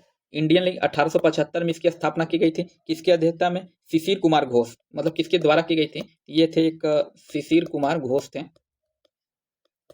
शिशिर कुमार घोष, इनकी अध्यक्षता में की गई थी। ठीक है, तो ये क्या हो जाएगा, सही हो जाएगा, अर्थात ऑप्शन नंबर ए, सॉरी ये 1875। उसके बाद मद्रास महाजन सभा भी, तो मद्रास महाजन सभा की स्थापना हुई थी 1800, मद्रास महाजन सभा की जो स्थापना हुई थी ये हुआ था आपका 1884 में। कब, 1884 में। और सुरेंद्र नाथ बनर्जी, इसमें कौन व्यक्ति सम्मिलित थे, ये सुरेंद्र नाथ बनर्जी थे। सुरेंद्र नाथ बनर्जी और एक और व्यक्ति इससे संबंधित है, मोहन बोस थे। कौन, मोहन बोस। उसके बाद इंडियन एसोसिएशन, तो देखिए इंडियन एसोसिएशन की जो स्थापना हुई थी ये 1875 में हुआ था, ये भी 1875 में ही हुआ था। और इस अच्छा इंडियन एसोसिएशन है ना, तो इसकी जो स्थापना हुई थी 1876 में हुआ था, 75 नहीं 1876 में हुआ था। ठीक है, एक मिनट, मद्रास महाजन की जो सभा, इसको हम लोग थोड़ा गलत लिख दिए हैं। ठीक है, इसको मिटाते हैं। देखिए मद्रास महाजन की जो सभा हुई थी, महाजन सभा की जो स्थापना हुई थी 1884 में ही हुआ था, लेकिन जो इसके जो संस्थापक थे एस रामास्वामी मुदलियार थे। तीन लोग थे, मैं बोल दे रहा हूँ बस, S Ramaswamy Mudaliar, M V Raghavacharya और जी सुब्रमण्यम अय्यर तथा पी आनंद चार्लू थे। और जो हम लोग लिखे थे सुरेंद्र नाथ बनर्जी, इसके जो संस्थापक थे। ठीक है, ये इंडियन एसोसिएशन के। ठीक है, तो खैर ये हुआ था कब, इंडियन एसोसिएशन की स्थापना तो 1876 में। तो इसको हम लोग मिलान करते हैं, तो देखिए पहले आएगा दो आएगा, क्योंकि 1852 में है, अच्छा दो, उसके बाद से 1875 अर्थात दो और एक, दो और एक, उसके बाद क्या है 1876, दो एक चार तीन, अर्थात दो एक चार तीन किस ऑप्शन में, ऑप्शन नंबर बी में, इसलिए ऑप्शन नंबर बी क्या हो जाएगा, सही हो जाएगा। अगला प्रश्न कर रहा है, प्रश्न संख्या 49 कि स्वदेशी आंदोलन के संदर्भ में, स्वदेशी आंदोलन के संदर्भ में निम्न कथनों पर विचार कीजिए। स्वदेशी आंदोलन के एक अवयव के रूप में शिक्षा परिषद की स्थापना हुई, तो बिल्कुल कथन क्या है, सही है। दूसरा करा, इसने देशी शिल्पकारों के कौशल तथा उद्योगों को पुनर्जीवित करने में योगदान दिया, तो ये भी कथन क्या है, सही है, इसलिए ऑप्शन नंबर सी क्या हो जाएगा, सही हो जाएगा। अगला प्रश्न कर रहा है, प्रश्न संख्या 50 कि एनी बेसेंट के संदर्भ में निम्न कथनों पर विचार करें। कह रहा है कि होम रूल आंदोलन प्रारंभ करने के लिए उत्तरदायी थी, बिल्कुल कथन क्या है, ये सही है, होम रूल आंदोलन करने के लिए ये क्या थी, उत्तरदायी थी। और उसके बाद कह रहा है कि Indian association, Indian national Congress के एक बार अध्यक्ष थी, बिल्कुल सही है, ये 1817 में ये मतलब इंडियन नेशनल कांग्रेस के अध्यक्ष भी रह चुकी थी, और ये प्रथम महिला अध्यक्ष थी। ठीक है, दूसरा कथन भी क्या है, सही है, सॉरी 1817 नहीं 1917 था। कब, 1917 में। ठीक है, 1917 में ही कांग्रेस के अध्यक्ष भी रह चुके थे। और कह रहा है थियोसॉफिकल सोसाइटी की संस्थापका थी, तो ये तीसरा कथन क्या है, गलत है, क्योंकि ये थियोसॉफिकल सोसाइटी की स्थापना 1875 ईस्वी में अमेरिका में हुई थी। अमेरिका में मैडम वाल्ट वेस्टकी तथा कर्नल आलकाट ने किया था। और ये जो थी 1889, हाँ 1889 में ये इसके सदस्य बने थे। ठीक है, तो एक और दो सही है, तो एक और दो देखिए किस ऑप्शन में, एक और दो दिया है केवल ऑप्शन नंबर सी में, इसलिए ऑप्शन नंबर सी क्या है, सही है। अगला कह रहा है दरिया दौलत महल निम्नलिखित में से, दरिया दौलत महल निम्नलिखित में से किस राज्य में स्थित है, कर्नाटक में, दिल्ली में, महाराष्ट्र में या तमिलनाडु। तो देखिए दरिया दौलत महल जो है ना, ये मैसूर, जो कि वर्तमान में कर्नाटक में देखा जाए तो वहां में है, अर्थात ऑप्शन नंबर ए क्या है, सही है। और इस महल का निर्माण जो था हैदर अली, कौन, तो हैदर अली ने इसकी शुरुआत कराई थी, हैदर अली, हैदर अली ने इसकी शुरुआत किया था। और लेकिन टीपू सुल्तान ने इसका क्या किया था, पूरा करवाया था, टीपू सुल्तान ने इसको पूरा करवाया था। और ये किस वर्ष बना था, तो देखिए 1778 से लेके ये 1784 के मध्य में बना था। ठीक है, ऑप्शन नंबर ए क्या है, सही है। अगला है प्रश्न संख्या 52। ये करें मंगल पांडे जिसने 1857 के विद्रोह की शुरुआत की, किस नेटिव इन्फेंट्री से संबंधित है? 34वीं नेटिव इन्फेंट्री, 19वीं नेटिव इन्फेंट्री, 22वीं नेटिव इन्फेंट्री या 38वीं नेटिव इन्फेंट्री से? ये 34वीं नेटिव इन्फेंट्री से संबंधित है, अर्थात ऑप्शन नंबर ए क्या हो जाएगा? सही हो जाएगा। अगला कार्य है संयुक्त प्रांत किसान सभा का गठन 1918 में निम्न में से किस नेता ने किया था? बाबा रामचंद्र, इंद्रनारायण द्विवेदी, स्वामी सहजानंद सरस्वती, पंडित जवाहरलाल नेहरू। तो देखिए फरवरी 1928 में, कब महीना भी देख लीजिए, फरवरी 1928 में इंद्रनारायण द्विवेदी मतलब इन्हीं के सहयोग से संयुक्त प्रांत किसान सभा का गठन किया गया था। और मतलब इन्हीं के सहयोग से, और इनमें कुछ अन्य लोग भी थे जो और अन्य लोग में थे गौरी शंकर मिश्र, मदन मोहन मालवीय भी थे। गौरी शंकर, कभी कभी नाम इनका भी पूछ सकता है, तो गौरी शंकर मिश्र थे और मदन मोहन मालवीय थे। मदन मोहन कौन थे? मदन मोहन मालवीय भी थे, ठीक है। तो इसलिए ऑप्शन नंबर बी क्या है? सही है। अगला है प्रश्न संख्या 54। यह कह रहा है कि निम्नलिखित में से किस अखिल भारतीय ट्रेड यूनियन कांग्रेस की अध्यक्षता वर्ष 1929 में, निम्नलिखित में से अखिल भारतीय ट्रेड यूनियन कांग्रेस की अध्यक्षता वर्ष 1929 में किसने की थी? तो जवाहरलाल नेहरू, एस ए डांगे, बीबी गिरी या एम एन राय। तो इसका जो सही आंसर हो जाएगा, देखिए all India trade union Congress 1928 की अध्यक्षता थी ना, ये जवाहरलाल नेहरू ने की थी। और इसकी ये संपन्न कहाँ हुआ था? ये नागपुर में संपन्न हुआ था। कहाँ पे? नागपुर में संपन्न हुआ था, ठीक है। तो ऑप्शन ए क्या है? सही है। अगला कार्य है प्रश्न 55। इस मामले में हम मुसलमानों को हिंदुओं से भिड़ा नहीं पाए, एचिसन की इस कथन का संबंध निम्न में से किस घटना से है? तो 1942 की अगस्त क्रांति, चंपारण सत्याग्रह 1917, 1857 का विद्रोह, खिलाफत और असहयोग आंदोलन 1919 और 22। तो इसका जो सही आंसर हो जाएगा खिलाफत और असहयोग आंदोलन 1922, ठीक है। देखिए एचिसन की यह टिप्पणी खिलाफत और असहयोग आंदोलन 1919 से 1922 के संदर्भ में थी, ठीक है। इसमें हुआ था कि तुर्की के प्रश्न पर ब्रिटेन के प्रति आक्रोश में हिंदू और मुस्लिम दोनों क्या थे? समीप आ गए थे। और मोहम्मद अली ने घोषणा की थी कि वो मुसलमान पहले और भारतीय बाद में है, इसलिए ऑप्शन नंबर डी क्या हो जाएगा? सही हो जाएगा। और अगला प्रश्न देखते हैं। प्रश्न संख्या ये कह रहा है कि 56 कह रहा है निम्नलिखित में से मुस्लिम लीग के किस अधिवेशन में एम ए जिन्ना ने अपना 14 सूत्रीय प्रस्ताव रखा था? तो 1930 में, 1929 में, 1927 या 1929 में। तो देखिए मुस्लिम लीग का दिल्ली अधिवेशन जो हुआ था ना, मार्च 1929 में हुआ था, ठीक है। और जिस संपन्न हुआ था, और इसमें क्या होता है, नेहरू रिपोर्ट जो 1928 के विरुद्ध में, मतलब ये तरह से संपन्न होता है। और इसी में जिन्ना ने 14 सूत्रीय अपना प्रस्ताव रखा था, अर्थात ऑप्शन नंबर 20 का क्या हो जाएगा? सही हो जाएगा। 57 कह रहा है कि कांग्रेसी नेताओं द्वारा मॉन्टेग्यू चेम्सफोर्ड रिपोर्ट की निंदा करने पर कई नरमपंथी नेताओं ने पार्टी छोड़कर निम्न में से कौन सी पार्टी का गठन किया था? Indian liberal federation, Indian federation of India, Swaraj party या इंडियन फ्रीडम पार्टी। तो देखिए प्रश्न संख्या 57 है ना, तो प्रश्न संख्या कौन सा है? 57। तो इसका जो सही आंसर हो जाएगा, देखिए मॉन्टेग्यू घोषणा के संबंध में कांग्रेस में उत्पन्न मतभेद के फलस्वरूप कांग्रेस में देखा जाए तो पुनः विघटन हुआ, ठीक है। तो इसके विरोध में इंडियन लिबरल फेडरेशन की, मतलब इस इंडियन लिबरल फेडरेशन पार्टी की क्या था? गठन किया गया था। ऑप्शन नंबर ए क्या हो जाएगा? सही हो जाएगा। अगला प्रश्न है प्रश्न संख्या 58। यह कह रहा है कि भारतवर्ष के विभाजन के दौरान ब्रिटिश भारत के किस एक प्रांत ने एक संयुक्त और स्वतंत्र अस्तित्व के लिए योजना सामने रखी थी? बिहार ने, बंगाल ने, असम या पंजाब ने? तो देखिए प्रश्न अब नहीं समझ में आया तो एक बार दोबारा आप लोग पढ़ सकते हैं रुक के। देखिए भारत विभाजन के समय पंजाब की संयुक्त और स्वतंत्र अस्तित्व की योजना रखी थी, किसने? पंजाब ने। ऑप्शन नंबर डी क्या हो जाएगा? सही हो जाएगा।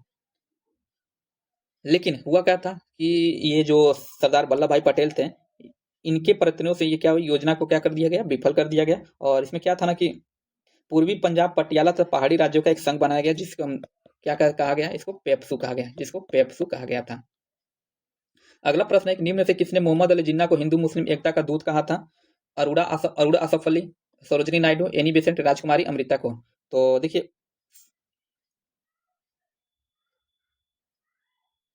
देखिए मोहम्मद अली जिन्ना को हिंदू मुस्लिम एकता का दूत किसने कहा था? सरोजनी नायडू ने। ऑप्शन नंबर बी क्या है? सही है। हालांकि ऐसा बिल्कुल था नहीं, क्योंकि आप लोग पढ़े होंगे प्रत्यक्ष कार्यवाही दिवस में न जाने कितने बंगाल से या पाकिस्तान के जो क्षेत्रों में जो हिंदू थे, न जाने उनको, मतलब बहुत से हिंदुओं को नरसंहार किया गया।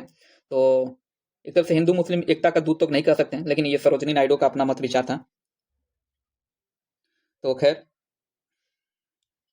ऑप्शन नंबर 20 का क्या है? सही है। अगला है प्रश्न संख्या 60। ये कह रहा है कि निम्न कथन और कारण पर विचार करिए। प्रश्न संख्या 60 कह रहा है कि लॉर्ड बेबल 1942 के अगस्त आंदोलन को सिपाही विद्रोह के बाद सर्वाधिक गंभीर विद्रोह कहा था। तो देखिए 1942 का जो अगस्त आंदोलन जो था,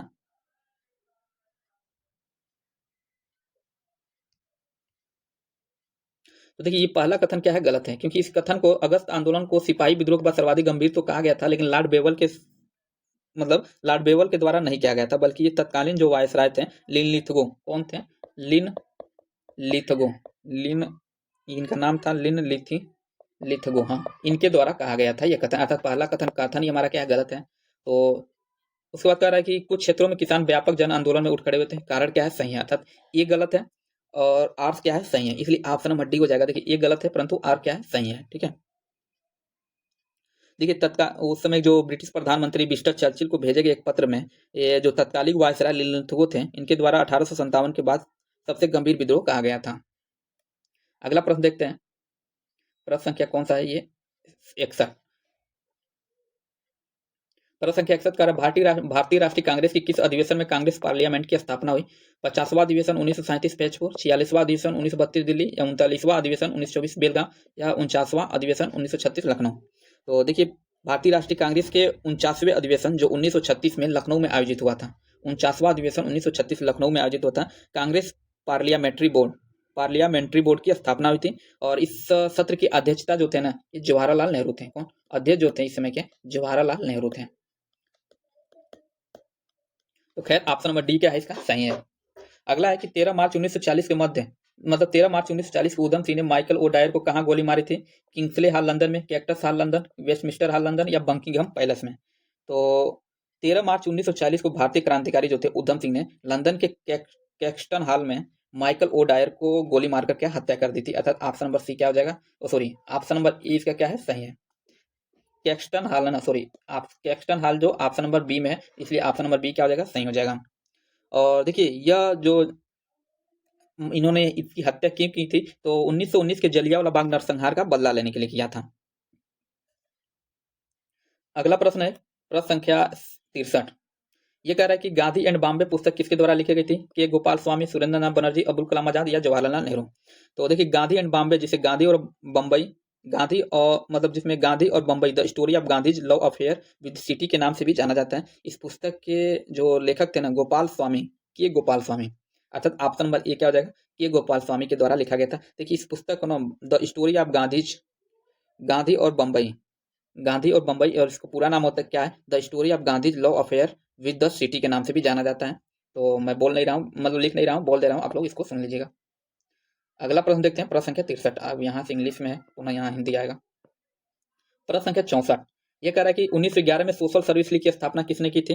तो देखिए भूपेंद्र दत्त, श्री नारायण मल्हार जोशी, एम एन राय, या एस एन बनर्जी। तो देखिए नारायण मल्हार जोशी, कौन, एस एन, श्री नारायण मल्हार जोशी ने, मतलब 1911 में, 1911 में बॉम्बे, जो कि अब मुंबई कहा जाता है, यहीं पे इन्होंने सोशल सर्विस लीग की स्थापना की थी। तो अर्थात ऑप्शन नंबर बी क्या हो जाएगा, सही हो जाएगा। और इसका जो मुख्य उद्देश्य था कि जनता के लिए जीवन और काम की बेहतर और उचित स्थिति को सुनिश्चित करना था, इसलिए ऑप्शन बी क्या है, सही है।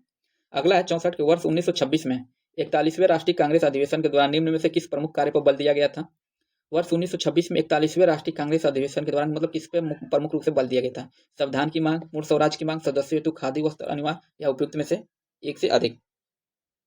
तो देखिए वर्ष 1926 में भारतीय राष्ट्रीय कांग्रेस का 41वां जो अधिवेशन हुआ था ना, ये असम के गुवाहाटी में हुआ था। ये हुआ कहाँ पे था, तो कभी पूछ सकते हैं कहाँ पे हुआ था, तो असम के गुवाहाटी में, असम के गुवाहाटी में हुआ था। इसके जो अध्यक्ष थे ये श्रीनिवास अयंगार थे, श्रीनिवास अयंगार थे, श्रीनिवास अयंगार इसके अध्यक्ष थे। और यहाँ पे मुख्य उद्देश्य था इसका कि सदस्य हेतु खादी वस्त्र का अनिवार्य करना, अर्थात ऑप्शन नंबर सी क्या हो जाएगा, सही हो जाएगा। देखिए ऑप्शन बी, ऑप्शन सी तो इसका सही है। देखिए इसमें कह रहा है कि पूर्ण स्वराज की मांग, तो ये कब हुआ था, पूर्ण स्वराज की मांग कब हुआ था, तो 1929 में, 1929 में, शायद यहाँ पे पूर्ण स्वाधीनता भी होना चाहिए था, ठीक है, नहीं पूर्ण स्वराज, हाँ ये भी सही है। पूर्ण स्वराज की मांग हुआ था, लाहौर अधिवेशन 1929 का मुख्य बिंदु था।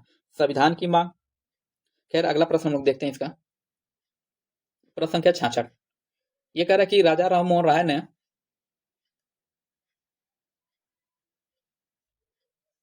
प्रश्न संख्या 66 का राजा राम मोहन राय ने फारसी में अपनी प्रसिद्ध पुस्तक एक केसरवादियों की उपहार कब लिखी थी? 1807, 1808, 1809 या 1810? तो इसका जो सही आंसर हो जाएगा 1809, अर्थात ऑप्शन नंबर सी क्या हो जाएगा? सही हो जाएगा। यहाँ से कभी कभी प्रश्न पूछता है कि एक केसरवादियों की उपहार पुस्तक किसने लिखा था? यहाँ राजा राम मोहन राय है। किस भाषा में लिखा था? तो फारसी भाषा में। ये तीनों से प्रश्न पूछा जा चुका है। किस वर्ष, किसने, किस भाषा में? तो ये तीनों से प्रश्न बन चुका है, तीनों को ध्यान दीजिएगा। 67 कह रहा है कि सन 1875 में सर सैयद अहमद खान द्वारा स्थापित मोहम्मडन एंग्लो ओरिएंटल कॉलेज के प्रथम प्रिंसिपल कौन थे? तो जॉन फ्रैंक, हैरी थ्रर, थियोडर बैंक या आर्चर बैंकर? तो इसके जो सही अध्यक्ष थे और पहले जो प्रिंसिपल थे ये थियोडर बैंक थे, अर्थात ऑप्शन नंबर सी क्या है? सही है। प्रश्न संख्या 68 अगला कह रहा है शहीदी दिवस कब और किसके द्वारा मनाया गया है? प्रश्न संख्या 68 है, शहीदी दिवस कब और किसके द्वारा मनाया गया? तो देखिए शहीदी जो दिवस है ना, ये पहला ये है 22 सितंबर 1944 को सुभाष चंद्र बोस के द्वारा मनाया गया था, अर्थात ऑप्शन नंबर ए क्या है? सही है।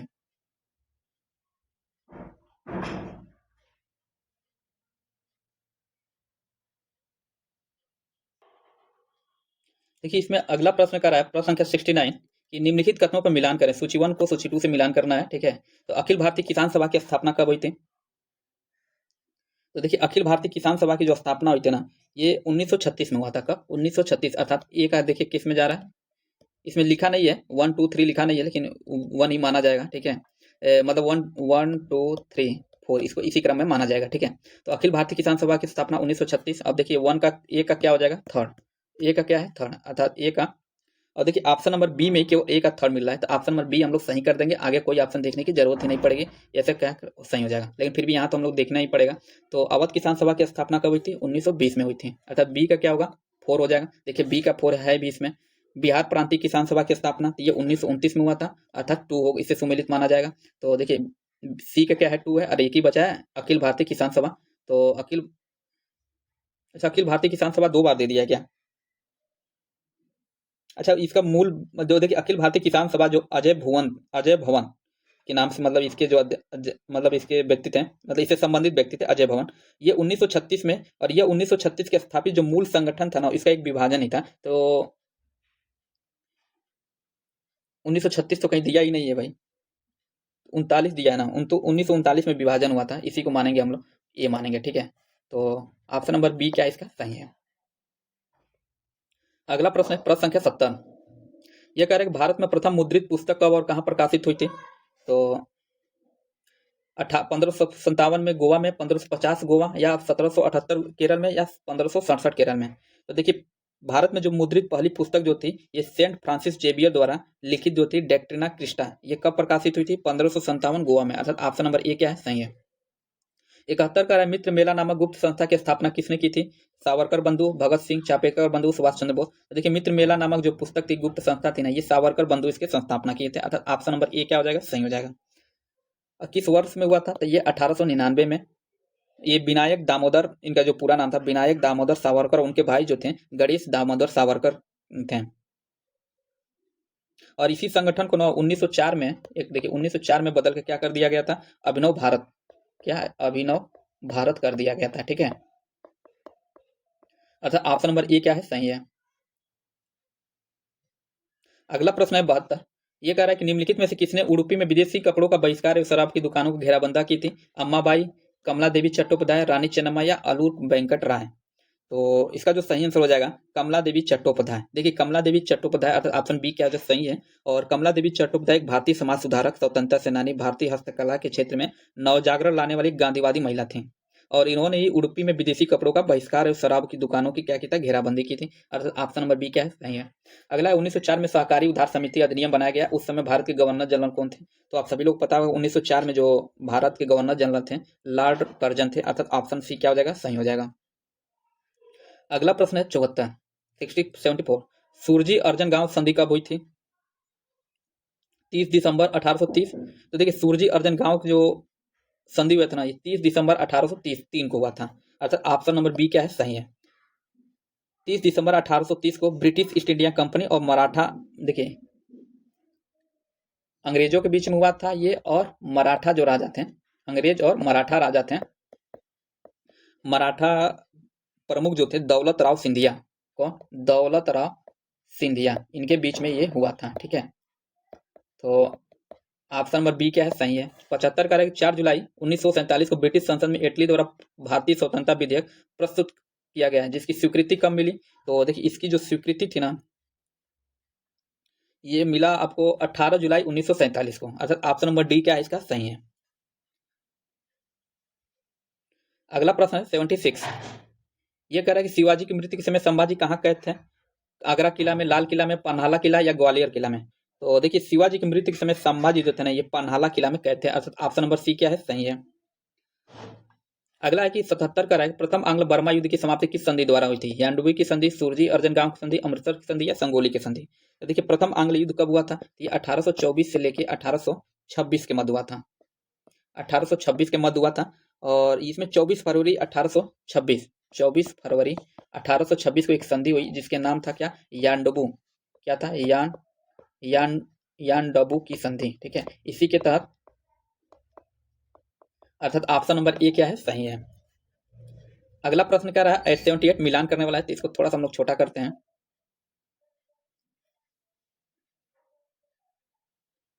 देखो ये कह रहा है निम्नलिखित कथनों को मिलान कर और सही उत्तर का चयन करें। एक तरफ युद्ध दिया है, दूसरी तरफ गवर्नर जनरल दिया है। तो प्रथम आंग्ल मैसूर युद्ध कब लड़ा गया था? तो प्रथम आंग्ल मैसूर युद्ध जो था ये 1767 से 1769। कब? तो प्रथम 1767 से लेके 1769 के बीच में लड़ा गया था। किसके किसके मध्य? मतलब उसमें गवर्नर जनरल कौन था? तो उसमें गवर्नर जनरल जो था ना, हैरी वेरेस्टे। कौन था? हैरी वेरेस्टे था, अर्थात हैरी वेरेलस्ट था, अर्थात ए का क्या हो जाएगा, 4 हो जाएगा। ए का 4। अब देखिए ए का 4 केवल ऑप्शन नंबर बी में ही है, तो ऑप्शन नंबर बी हम लोग क्या कर देंगे, सही कर देंगे, क्योंकि ए में देखिए 1 है, सी में है 3 है, और डी में 4 2 दिया है, इसलिए ऑप्शन नंबर बी क्या हो जाएगा, सही हो जाएगा। लेकिन अन्य भी तो हम लोग को देखना ही पड़ेगा इसमें, लेकिन देख लेते हैं हम लोग। अरे द्वितीय आंग्ल मैसूर युद्ध, तो द्वितीय आंग्ल मैसूर युद्ध हुआ था 1780 से 84, 1780 से 84 के मध्य हुआ था। उस समय जो गवर्नर जनरल था ये वारेन हेस्टिंग्स था। कौन? वारेन हेस्टिंग्स, अर्थात बी का क्या हो जाएगा, 3 हो जाएगा। बी का देखिए 3 इसमें है। उसके बाद तृतीय आंग्ल मैसूर युद्ध ये हुआ था 1790 से लेके 1792 तक। 1700 तृतीय आंग्ल मैसूर, उस समय कौन था? तो लॉर्ड कॉर्नवालिस था, अर्थात 2 ये देखिए सी का 2 हो जाएगा। उसके बाद चतुर्थ आंग्ल मैसूर युद्ध, तो ये लॉर्ड वेलेजली उस समय गवर्नर जनरल था, हुआ था कब? ये 1799 में, ठीक है। तो चतुर्थ आंग्ल में 1799, कभी कोई डेट भी मिलान करने वाला पूछ लेता है, तो खैर इसका सही आंसर होगा ऑप्शन नंबर बी। अगला प्रश्न है अमृतसर की संधि। तो देखिए अमृतसर की संधि कब हुई थी? तो अमृतसर की जो संधि हुई थी ना, ये 1809 में ही हुआ था, और ये महाराजा रणजीत सिंह और अंग्रेजों के बीच हुआ था। महाराजा रणजीत सिंह और अंग्रेजों के बीच में हुआ था, ठीक है। रणजीत सिंह और अंग्रेज, तो ऑप्शन नंबर 1 किसका सही है। अगला प्रश्न है 80 कि किबला ए आलम की उपाधि किसे दी गई थी? तो ऊधम बाई को, सोयरा बाई, फतेहपुर बाई या जोधा बाई को? तो देखिए ऊधम बाई को इन्हें किबला ए आलम का उपाधि दी गई थी, ऊधम बाई को, अर्थात ऑप्शन नंबर 1 क्या है, सही है। और किबला ए आलम का मतलब क्या होता है भाई? तो इसका अर्थ होता है ना, विश्व की दिशा या दुनिया का केंद्र। विश्व की दिशा या दुनिया का केंद्र, हाँ दुनिया का केंद्र इसको कहा जाएगा, ठीक है, दुनिया का केंद्र। तो ये उपाधि जो दी गई थी ऊधम बाई को दिया गया था, अर्थात ऑप्शन नंबर 1 क्या है, सही है। अगला प्रश्न देखते हैं, प्रश्न संख्या, अच्छा हाँ, यहां से पुनः प्रश्न संख्या 81। यह कह रहा है कि जनजातीय कार्य मंत्रालय ने स्वास्थ्य और परिवार कल्याण मंत्रालय के सहयोग से निम्नलिखित में से किस संस्थान पर राष्ट्रीय जनजातीय स्वास्थ्य सम्मेलन 2025 का आयोजन किया था? तो इसका आयोजन कहाँ हुआ था? यहाँ से करंट अफेयर के प्रश्न पूछा है। तो इसका जो आयोजन हुआ था ये नई दिल्ली में हुआ था, अर्थात ऑप्शन नंबर 1 क्या है, सही है।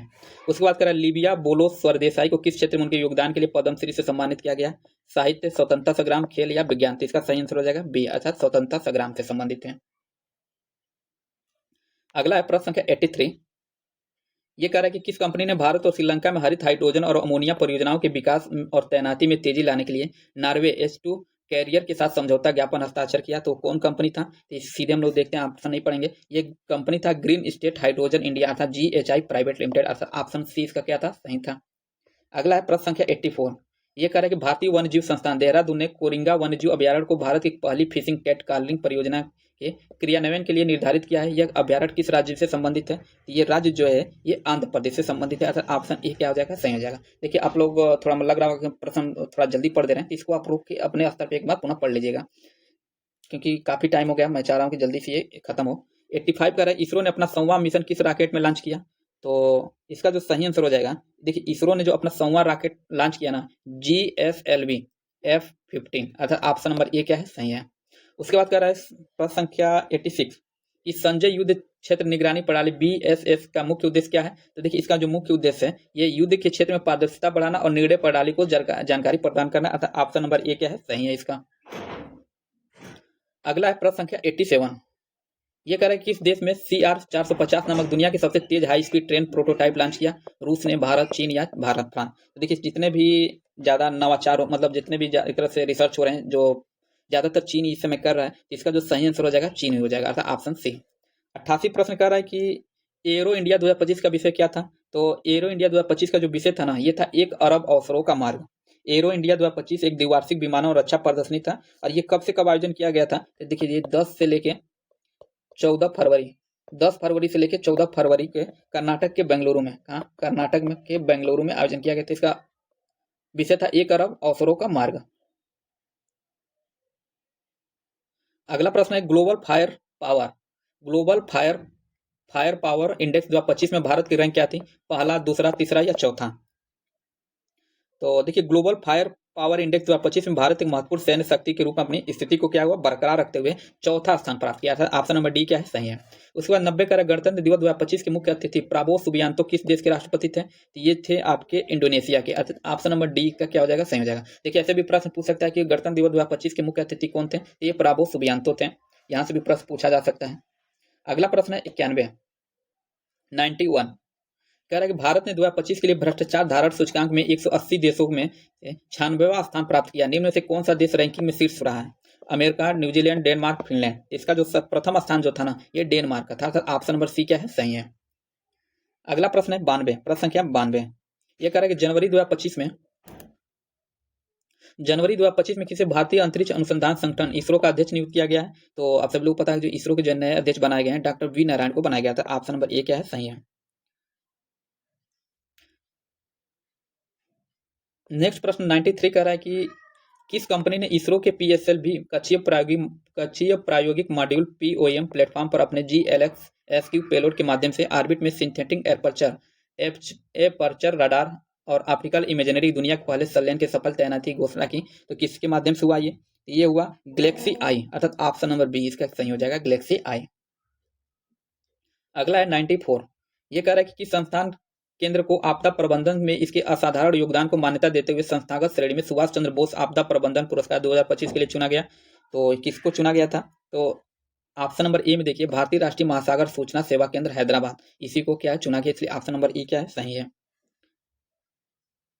95 प्रश्न कर रहा है कि राजस्थान के महाजन फील्ड फायरिंग रेंज में साइक्लोन 2025 नामक संयुक्त सेना अभ्यास शुरू हुआ। यह अभ्यारण्य भारत और निम्न में से किस देश के बीच आयोजित किया गया? तो ये आयोजित भारत और मिस्र के बीच में आयोजित किया गया, अर्थात ऑप्शन नंबर सी क्या है? सही है।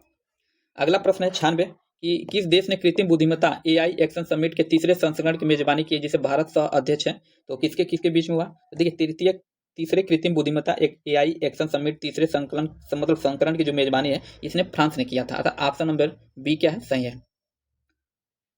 और ये कब से कब हुआ था? तो देखिए 10 से लेके 11 फरवरी 2025 में आयोजित किया गया था। 11 फरवरी 2025 में आयोजित किया गया था। अगला प्रश्न देखते हैं 97,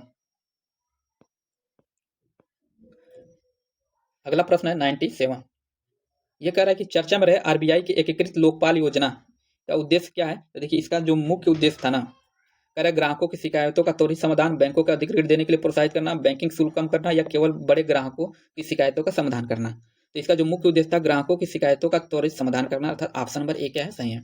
अगला है 98 प्रश्न, निम्नलिखित में से किसने enhanced certificate of origin 2.0 system launch किया? किसने लॉन्च किया भाई? ये लॉन्च किया गया है आपके विदेश व्यापार महानिदेशालय के माध्यम से, विदेश व्यापार महानिदेशालय के सहयोग से ये लॉन्च किया गया था। ऑप्शन नंबर बी क्या है? सही है। अगला प्रश्न है 99, ये कह रहा है कि इस रामसर कन्वेंशन ऑन वेटलैंड्स के तहत मान्यता प्राप्त वेटलैंड शहरों की वैश्विक सूची में किन 2 भारतीय शहरों को जोड़ा गया है? तो इसमें हाल ही में जोड़ा गया है सबसे लेटेस्ट इंदौर और उदयपुर, अर्थात ऑप्शन नंबर डी क्या है? सही है। लास्ट प्रश्न है 100, कह रहा है कि ऑस्ट्रेलिया ओपन 2025 के संदर्भ में निम्नलिखित कथनों पर विचार करें। तो इसमें पहला कह रहा है कि जेनिक सीनर ने ऑस्ट्रेलिया ओपन पुरुष एकल 2025 की खिताब जीता। बिल्कुल कथन सही है। दूसरा कह रहा है ऑस्ट्रेलिया ओपन पुरुष एकल 2025 की खिताब विजेता एक जर्मन नागरिक है। दूसरा कथन क्या है, गलत है, क्योंकि ये जर्मन के नागरिक नहीं थे, ये शायद इटली के नागरिक थे। ठीक है, लेकिन ये कथन तो बिल्कुल गलत है, तो केवल एक हो जाएगा, अर्थात ऑप्शन नंबर एक इसका क्या हो जाएगा, सही हो जाएगा। और देखिए इसमें पूरा हम लोग कंप्लीट कर चुके हैं, और अगला जो सेट होगा सेट नंबर 4 होगा, क्योंकि वो भी ये तीसरा जो होगा ना, ये मैथ और रीजनिंग होगा। तो बाद में हम लोग मैथ और रीजनिंग देखेंगे, लेकिन पहले सामान्य अध्ययन को देखेंगे।